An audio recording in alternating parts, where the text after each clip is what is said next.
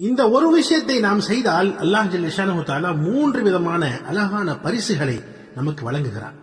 என்ன ஒருவேளை எவர் பேணுதலாக பாவமன்னிப்பு தேடுவாரோ அவ்வளவுதான்.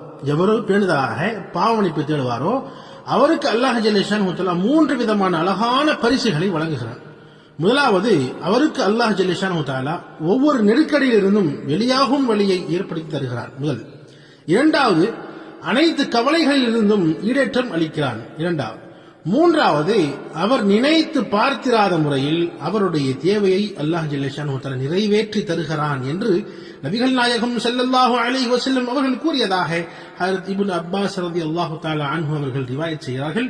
இந்த ஹதீஸ் அபூ தாவூத் ஷரீஃபிலே பதிவாக இருக்கிறது. எனவே நாம செய்ய வேண்டியது ஒரே ஒரு வேலை தான். பேணுதலாக நாம பாவமன்னிப்பு தேடிட்டாலே போதும். பேணுதலாக நாம் பாவமன்னிப்பு தேடிட்டாலே போதும். அல்லாஹ் 3 பரிசுகளை வழங்கி விடுவான். முதலாவது, நெருக்கடியிலிருந்து வெளியே வரக்கூடிய வழியை அல்லாஹ் ஏற்படுத்தி தருவான். இரண்டாவதாக, நம்முடைய கவலைகளை அல்லாஹ் போக்குவான். மூன்றாவதாக, நாம் நினைத்து பார்க்க முடியாத அளவுக்கு அல்லாஹ் ஜல்ல ஷானஹு தஆலா எங்களுடைய தேவைகளை அல்லாஹ் பூர்த்தி செய்து கொடுப்பான் என்பதாக நபிகள் நாயகம் ஸல்லல்லாஹு அலைஹி வஸல்லம் அவர்கள் கூறியிருக்கிறார்கள்.